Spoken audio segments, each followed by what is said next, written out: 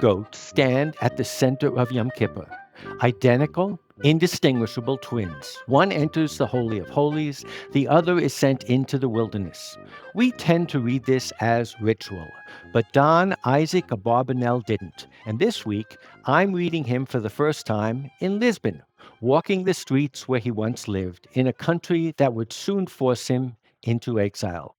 Suddenly, the two goats feel less like symbols and more like a moment in history. Abarbanel casts the two goats as twins, Jacob and Esau, but then he turns the story inward. The two goats become Israel itself, one drawn close, the other sent away. And exile, not the end, but part of the story. Because those two goats, for Abarbanel, they're not just about sin, they're about us. Welcome to Madlik. My name is Jeffrey Stern, and at Madlik we light a spark or shed some light on a Jewish text or tradition. Along with Rabbi Adam Mintz, we host Madlik Disruptive Torah on your favorite podcast platform, and now on YouTube and Substack. We also publish a source sheet on Sefaria, and a link is included in the show notes. This week we read Parashat Acharei Mot from Lisbon, at least I'm in Lisbon, and we explore Abarbanel's bold reading of Acharei Mot. So, join us for Brotherly Love in Lisbon. So, Rabbi, you were in Scotland a week and a half ago. I'm in Lisbon now. We are the traveling podcast, Torah podcast. Here you go. Lisbon has amazing Jewish history. The Abarbanel is remarkable. It is so amazing and intriguing and complicated. I'll tell you, Abarbanel is included in Sefaria, and every week as I go through stuff, once in a while, first of all, he's not translated into English in Sefaria. And then second of all, we're going to see in a second, he has a very unique and long-winded way of presenting his commentary. And as a result, until this week, I have really not dived into him. Have you learned him on a regular basis? No, I'll tell you the truth. It's long and complicated. What he does is, I'll tell you a yeshiva joke because you like yeshiva jokes. He has very, very long questions.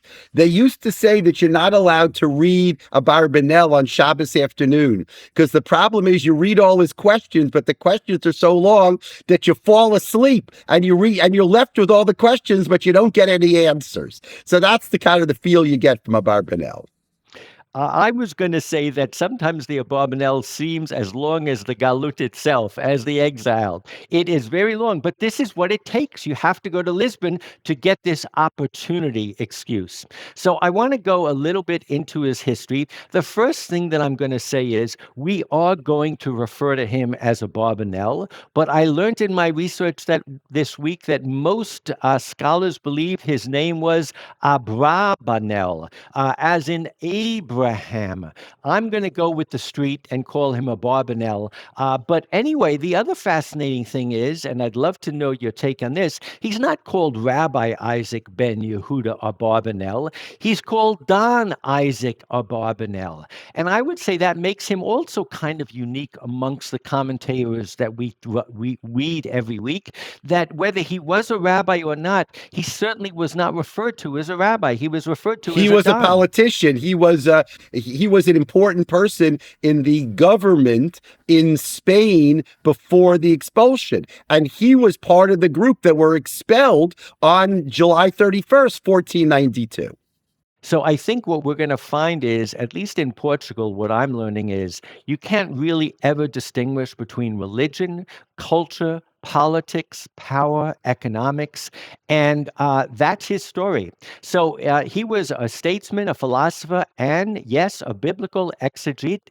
Born in Lisbon, the city that I'm privileged to be in, he received a broad education embracing Jewish religious philosophy, besides the traditional disciplines, also the basic works of classical literature and the writings of the foremost Christian theologians. His father, Judah Abarbanel, Abarbanel engaged successfully in both commerce and state finance. After his father died, he succeeded him as treasurer of King Afonso V of Portugal. This guy was like a Rothschild. He came from one of the most established families who was known only not only for their wealth, but for their economic know-how. And he was able to write these commentaries that we're lucky to visit. His importance at court was not restricted to his official sphere of activities. Of a loan to the state of 12 million raised from both Jews and Christians in 1480, more than 1/10 was contributed by Abarbanel himself. This was a wealthy man, a real don. When in 1471, 250 Jewish captives were brought to Portugal after the capture of Aquila and Tangier in North Africa, Abarbanel headed the committee which was formed in Lisbon to raise the ransom money. So bottom line is, notwithstanding his high position and the great wealth he had inherited from his father, his love for his afflicted brethren was unabated. This was truly the pillar of the community. He was also in touch with cultured Christian circles. His connection with members of the aristocracy were not founded only on business, but also on the affinity of humanism. We always talk about Spain and now Portugal as the New York of their era. This man was truly integrated into the highest realms of society. He mixed easily with his Christian peers, and then it all came to an end. The period of tranquility in Lisbon ended with the death of Afonso in 1481. And what I have found, Rabbi, is Portugal is, even up until today, is more about who's in power and less about ideology. He was riding the horse of one king who died, and like the ancient pharaoh, there was a new pharaoh in town. The nobles rebelled against him, but the insurrection failed. Abarbanel was also suspected of conspiracy and forced to escape. He was sentenced to death in absentia in 1485. So he left Portugal not because he was Jewish, but because he was on the wrong side of the aisle. He was following the old king, and there was a new king in town. He moved to the border of Spain and Portugal, a little town called Segura. And then we're going to talk about his exegesis, how he interpreted the Torah. And I have to say, Rabbi, when you go on tours in a city like this, they say maybe he walked here, maybe he said this, maybe this happened. I feel so privileged that we're going to be reading the commentary of Abarbanel. We don't have to speculate what he said. We're actually going to be reading his words. And I find that that's the privilege of learning Torah, is it not? It's absolutely amazing. I love that too, to go to these cities and to think, you walk the streets of Paris, and you think about the rabbis who were in Paris and Rome and Florence, and you're a little more exotic in Portugal and Lisbon, and that's fantastic. But I think by reading his commentary, we have a better insight into him than maybe an archaeologist walking on cobblestone. So, in terms of how he interpreted his commentary works, the first thing that makes it unique is that, unlike usual biblical commentaries, he took special interest in the social and political conditions of the time into consideration. And I have to say that today we're going to be diving into his commentary on our Parsha, and I'm going to make the case that we're going to see all of these different tools that I'm referencing. He believed that mere commentary was not enough, but that the actual lives of the Jewish people must be deliberated on as well when discussing such an important topic as the Torah. The second thing that made him unique is his preoccupation with Christian exegesis and exegetes. He did not hesitate to borrow from Jerome, Augustine, and others when their commentaries seemed correct to him. And interestingly enough, the Christian scholars of the 17th and 18th century actually quoted him. They went to the degree of translating his commentaries, and they used him as a guide. So it was a reciprocal relationship. The next thing is he also took the time to include introductions. We're going to see this all in this week's commentary. He's making this accessible. As academic and as knowledgeable as he was very invested in making it available to the normal person. And finally, his commentaries, as you said a second ago, are preceded by a list of questions or difficulties that he sets out to explain over the course of the chapter. Not only did this make it easier for scholars to find the answers they were looking for, but these lists of difficulties aided the average student in studying his work. But for us, as we glaze to the side and we see Rashi saying mountains in a sentence or two, as you say, your eyes can get glazed over when you look at his list of questions. One fascinating thing of interest is in researching him, I found one of the seminal books on Don Isaac Abarbanel is written by none other than Ben-Zion Netanyahu, the father of the current prime minister of Israel.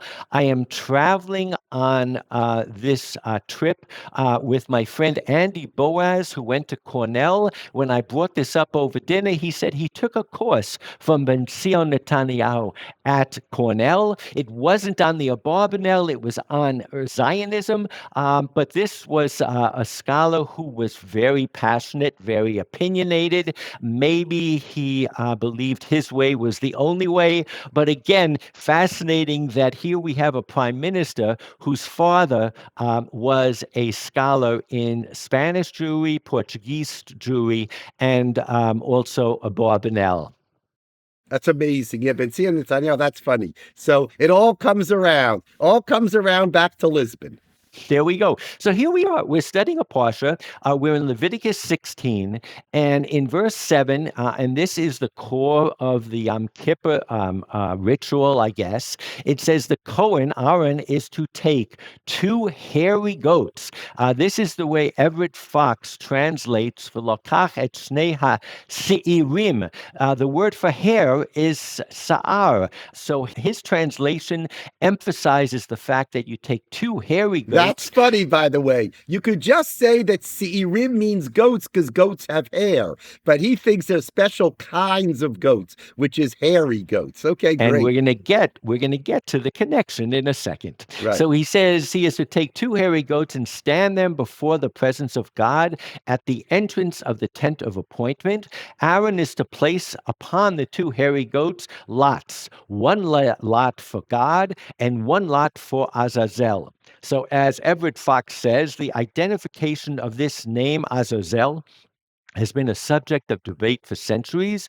Proposals include Azel, meaning a goat that escapes, hence the English word scapegoat. We've dealt with this in other episodes. And another reading signifying a fierce region. So we are going to find a unique new commentary by the Abarbanel that revolves around both this hairy goat as well as his interpretation of Azazel. But before we get there, this is how Abarbanel starts. He says, since this section deals with the service of the great and awesome day of the Lord, the Day of Atonement, it is fitting to examine it in depth. Therefore, I will now undertake an explanation of that holy service in its entirety and in its proper order. What he does, and I went ahead and I took his commentary and I put it into one of those online engines that counts words and pages. He spends the next 4 pages of his commentary, Rabbi, giving his reader an exact, I guess, synopsis of what happens on Yom Kippur.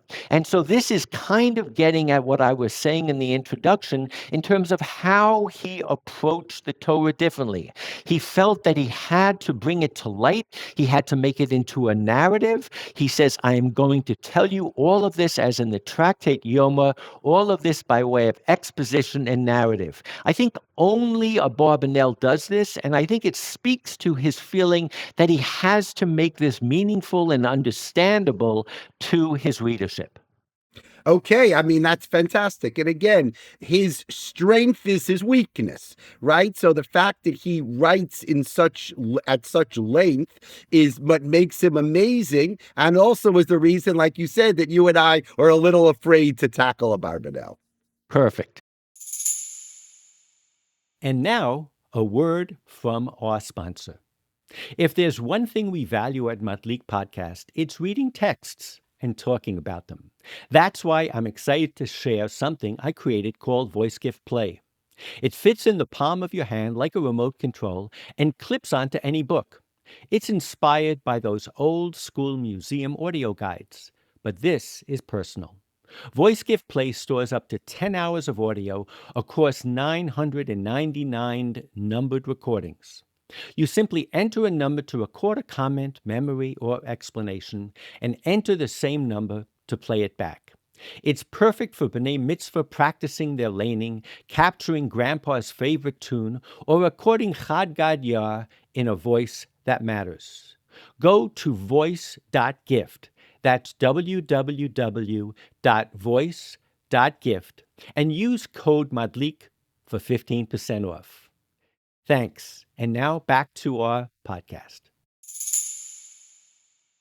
So now we're skimming forward and we're getting to the next section of Abarbanel where he's going to ask his questions. So he says, it is now appropriate to raise regarding each of these services 3 questions. So altogether there will be 21 questions. And although I will mention here matters that have already been mentioned earlier, there is no fault or deficiency in doing so, for the proper order of investigation and clarification of the subject requires it. So again, this is how he introduces week in, week out, chapter by chapter. He's going to ask his questions. We are going to focus on only the questions that he asks regarding the scapegoat to Azazel. So question number 7. How could Israel offer that goat to Azazel? Whether Azazel refers to the celestial forces, as Ibn Ezra says. So again, these commentaries are trying to associate these 2 paired goats. And Ibn Ezra seems to be comparing it to the stars, to the powers in the sky, or evil angels, as Ramban says. It's certainly not fitting to offer a sacrifice to anything other than God alone, says Abarbanel. One who sacrifices to other gods shall be destroyed, except to the Lord alone. If you remember in an earlier episode, Rabbi, we talked about Ramban saying it's a shochad l'satan. It's like Azazel is to the Satan. He's saying this sounds wrong. No matter who you associate these 2 goats with, they take away, they detract from the oneness of God. Good question. Question Very number good 8. question. The twin goats. Why did the Torah command that the high priest cast lots over the 2 goats, and that they be equal in appearance, height, and value, and that they be taken together, as is taught in the Mishnah and Yoma? It is as if the Holy One, blessed be He, and Azazel were equal in status. So he's kind of piling on his earlier question. Not only do you have what in the Talmud would be called shtei reshuyot, 2 powers, but you're making those powers identical.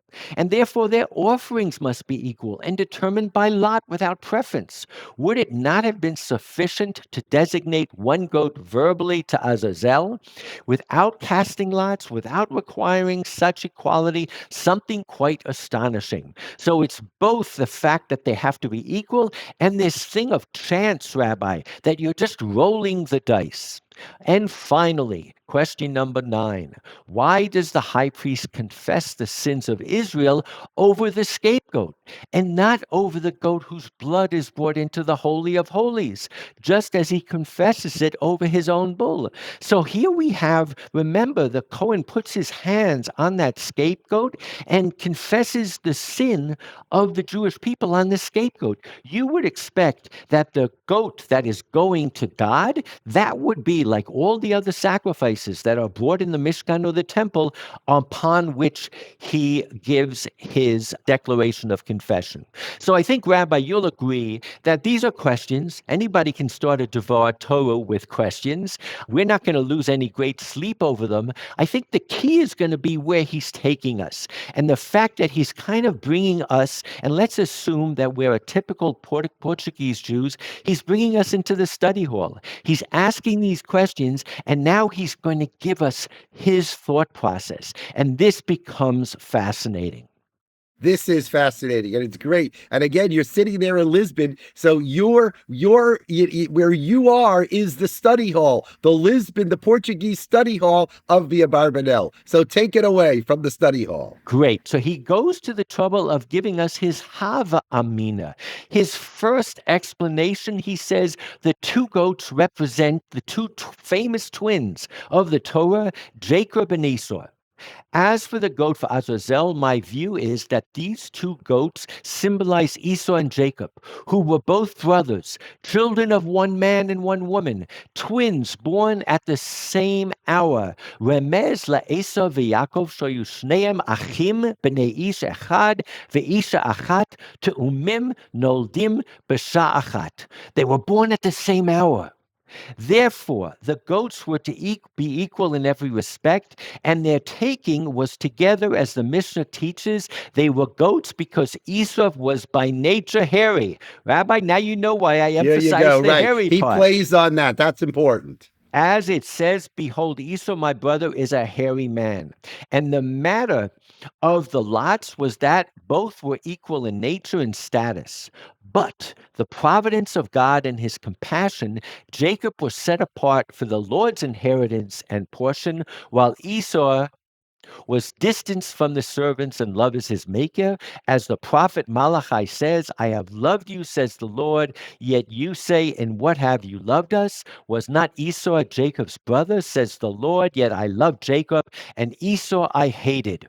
So this is new. Now we're starting to get a little vitriol towards Esau. Not that he simply wasn't chosen. Remember, his father loved him, but that God hated him. Let's go a little bit further.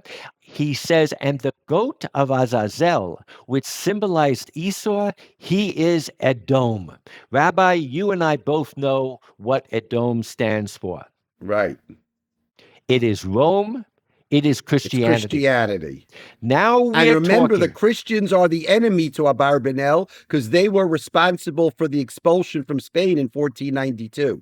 We don't know when this is written. Remember, on the one hand, he deals with Christians. He works in the government. He respects them. He studies their commentary. But on the other hand, as you say, the Christians that he was actually bumped heads with and the people were the ones that kicked him out. The bad guys. Bitter and fierce in power and wickedness. So what happened to Esau? He was sent into the wilderness to a land cut off. So too was Esau in his youth, a man skilled in hunting, a man of the field, a violent man, I would add. And God distanced him from his inheritance, from the inheritance of the Lord. As the prophet said, I made his mountains a desolation.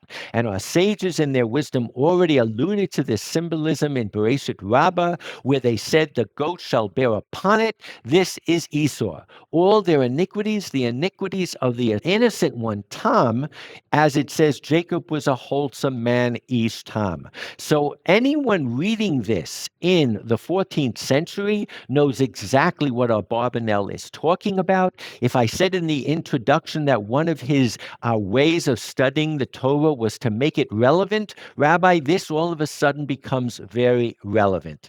He goes on, thus the scapegoat was not an offering to Azazel, therefore it did not merit slaughter or sacrifice upon the altar, but rather total removal and being cast into a land cut off where there is no habitation. It was as though this was a prayer to God that so he should do to his enemy. Abarbanel, I am going to show, is quoting a tradition that we come across in the Passover Seder when we say Shafach Hamatcha ala Goyim, where we use prayer to curse Esau and our enemies, he is putting that right in the middle of right at the center of the Yom Kippur liturgy, Zeh tefillah le'Elohim, and that they should become not lemichshal lepokeat v'tzorer lanu. These are words that are being used that on the day of judgment sound very familiar to us. Therefore, those impurities and sins should fall upon the seed of Esau, not on Jacob. So what he's trying to do is the goat that went to God, that was Israel. And the goat that went Lazazel, this was our enemies. And Rabbi, there is a book that I love very much, and it's by a guy named Israel Yuval, and it's called Two Nations in Your Womb. And he says that basically the biblical struggle between Jacob and Esau was not understood as a past event, but as an ongoing historical confrontation between Israel and Edom. That is the basis of his whole book. And he says that basically in Ashkenaz and Poland, it was customary following the Kedusha of the morning prayer of Yom Kippur to recite 15 liturgical poems based on Jeremiah. They include sharp condemnations of the curses against the Gentiles and plea to God to bring destruction upon them. He says these are texts that demonstrates the abyss of hostility and hatred between medieval Jews toward Christians.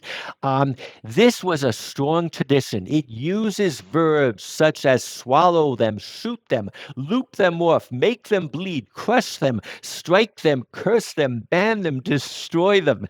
Rabbi, I think Abarbanel could have easily stopped at this point in his commentary, and he would have been standing very firm within a tradition of associating the Asir La'azazel with our enemy, the Christians, and we would have understood him, we would have contextualized him, we would have given him plenty of credit for having said that, but he has a second opinion.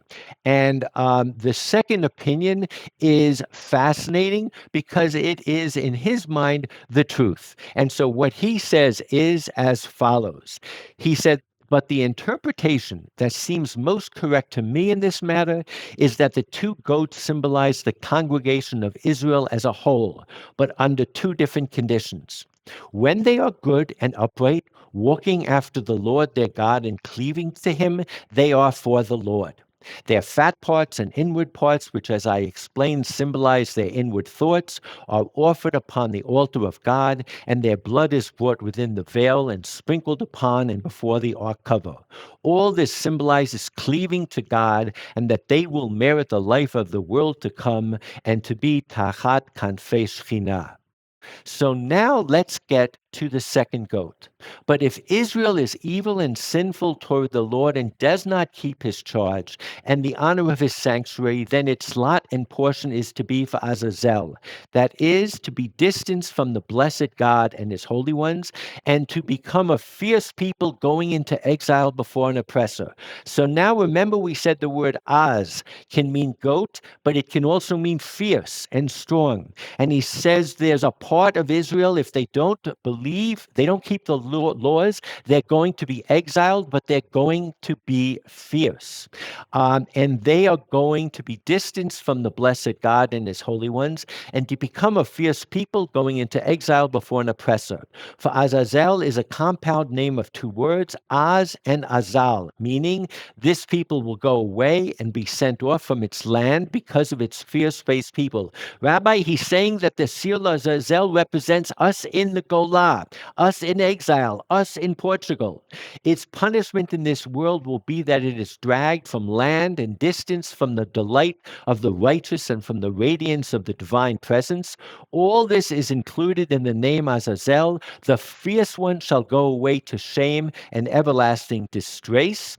And Aaron shall take the two goats and place them before the Lord. Why should the goat sent away stand before the Lord? Because he too is holy. If not because both symbolize the congregation, whether holy or sinful. So this is the two arms of Judaism. Therefore, both are brought near that holy place as if to say, here, O Israel, is the place of your holiness. If only you are willing and obedient, the Lord waits to be gracious to you. But if you turn away from him, the hand of the Lord shall be against you, and he will send you from the land. So now he's talking to his people. Then he says as follows. He says, the matter is equal in the goats, for both signify the nation. Now is the punchline. How great is this statement and how mighty its promise. For that sinful goat, symbolizing the congregation of Israel, will not perish, nor be consumed in exile, but shall stand alive before the Lord. That is, preserved in its religion and in the maintenance of its Torah, until the time and moment come at the end of its exile, well, he will atone for it because of the sufferings it endured in exile. He makes us into the Seal Azazel. He gives us strength. For him, it's not killed, it's set live into the wilderness. But basically, he says that if they walked after the Lord and kept his Torah, would be decreed and disgressed, together with a promise of what would in the end be theirs, atonement and redemption. Thus, he says, I have answered my three questions. So I think it's fascinating that, number one, he doesn't go down the road of cursing the Christians. He goes down the road of giving hope and inspiration to his fellow Jews in exile. He tells them that they have to be strong. And if you think about it a little bit, what he's saying is we are all brothers. We are all, a little bit of us is one of those two goats. And we are all connected. So I just found it so fascinating to read how he really does come up with an absolutely unique interpretation. He shows us a direction we could easily go down in terms of the blame game and the hate game. And instead, he provides a message of inspiration, of strength, and of hope. This is amazing. Wow. And as you walk the streets of Lisbon, this is a kind of a call. The Abarbanel is talking not only to his generation, but to all generations. And this Shabbat, we read Acharei Mot, we're going to be thinking about this. Fantastic. Okay, well, Shabbat Shalom, regards from Lisbon, and look forward to next week where we go back From to our Connecticut. regularly scheduled commentaries. He's a long one, but this week it was definitely worth reading. Amazing. Thanks a lot. Shabbat Shalom. See you all Shabbat next Shalom. week. Enjoy.